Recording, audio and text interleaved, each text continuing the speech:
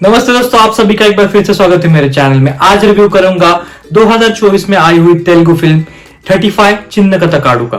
2024 में ज्यादा मूवीज नहीं देख पाया, पर जो कुछ भी रिकमेंडेशंस थे, जो कुछ भी सजेशंस मुझे आए थे, उनमें से एक फिल्म है दोस्तों जो कि आहा इस प्लेटफॉर्म पर लगी हुई है। दोस्तों बचपन में हम सभी ने तारे जमीन पर एक फिल्म देखी होगी, Aamir Khan directed film, Aamir Khan production film तारे जमीन पर। दोस्तों जहां पर पेरेंट्स को एक ऐसी इमेज बनाई गई पेरेंट्स की, मतलब क्रूर, एकदम बेरहम। तो बॉलीवुड की ये जो आदत है पेरेंट्स को क्रूर बताना, पेरेंट्स को बेरहम बताना, वो कोई नई बात नहीं थी और तभी भी हमने देखी थी। पर दोस्तों तब समझ में नहीं आता था कि क्या एजेंडा होता था इन फिल्मों के पीछे।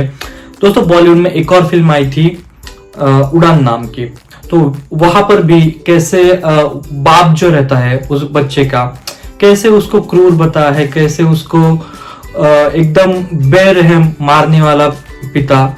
मतलब ये बॉलीवुड जो है वो कैसे हमारे दिमाग में डालता गया है कि इंडियन पेरेंट्स देखो ऐसा करते हैं अपने बच्चों के साथ, उनके सक्सेस के लिए, या फिर उनका नाक खराब ना हो पूरी सोसाइटी में। तो कैसे उनका खुद का सेल्फ रिस्पेक्ट बीच में आ जाता है जब वो बच्चों के करियर के बारे में सोचते हैं। ये जहर काफी सालों से वो फैलाते रहे। जब मैंने ये फिल्म देखी है दोस्तों 35, जो कि तारे जमीन पर से एग्जैक्ट ऑपोजिट है, और ये फिल्म जो है वो पर्दा डालती है बॉलीवुड के एक नाकाम सोच पर, एक एजेंडिक सोच पर।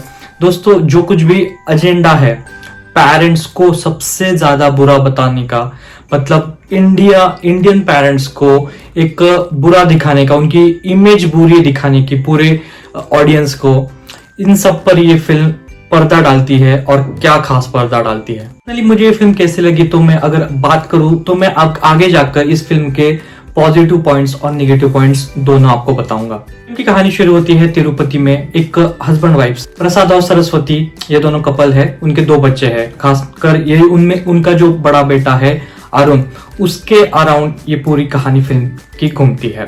अरुण जो कि मैथ्स में बहुत कमजोर है, हालांकि बाकी सारी स्टडीज में होशियार है, पर उसको मैथ्स बिल्कुल भी समझ में नहीं आता। 7 ग्रेड का बच्चा है, मैथ्स में 0 मिलने के कारण उसे डिमोट किया जाता है 5th स्टैंडर्ड में वापस से।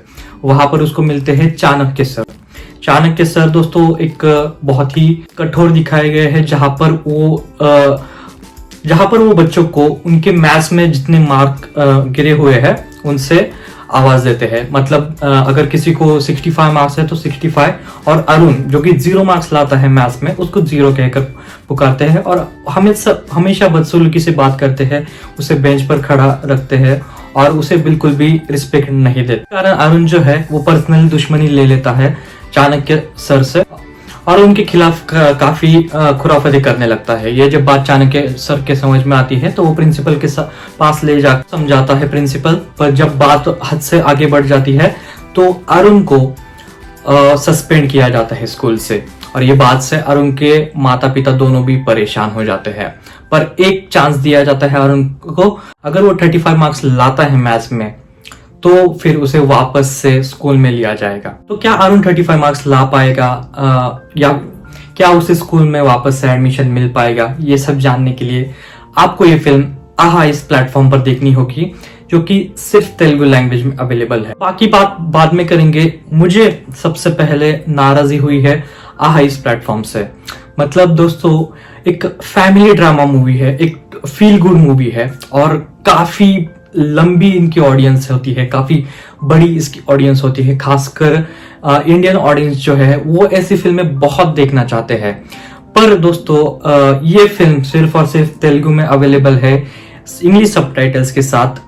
ये जानकर मुझे बहुत दुख हुआ। और दोस्तों मैंने आहा पर काफी फिल्में देखी है, काफी तर वो सिर्फ और सिर्फ तेलुगु लैंग्वेज में अवेलेबल होती है या फिर उनके ओरिजिनल लैंग्वेज में अवेलेबल होती है, और हिंदी लैंग्वेज में बिल्कुल भी अवेलेबल नहीं होती है।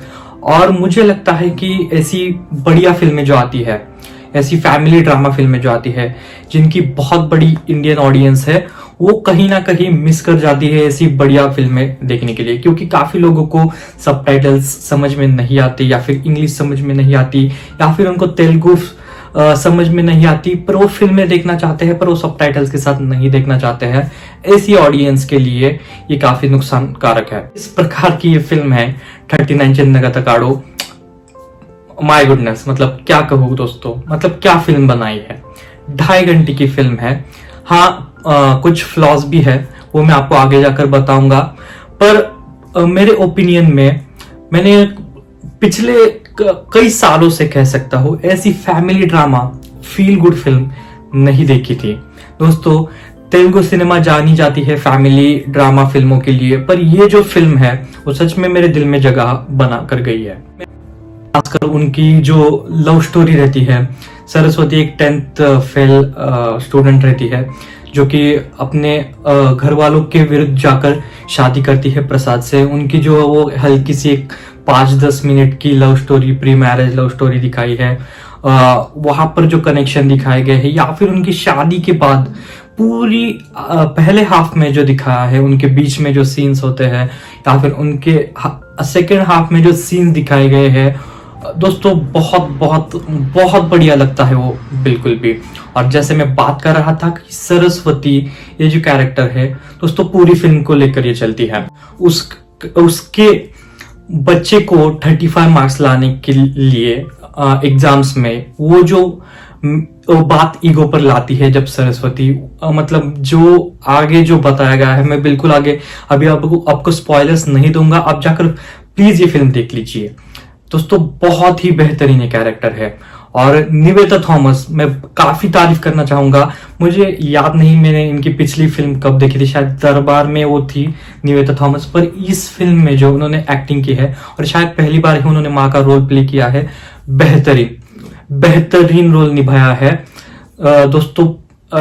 अप टू द कोर उनका रोल है, बहुत ही बेहतरीन। चाहे फिर वो इमोशनल सीन्स हो, चाहे फिर वो एक सीन है दोस्तों जहां पर चाणक्य घर पे आता है, बोलता है कि अपने जीरो कहकर पुकारता है उसकी माँ के सामने उसके बच्चे को, जब वो अरुण का नाम बताती है और उसके पीछे की कहानी बताती है, उसमें जो एक्टिंग की है निवेता थॉमस ने।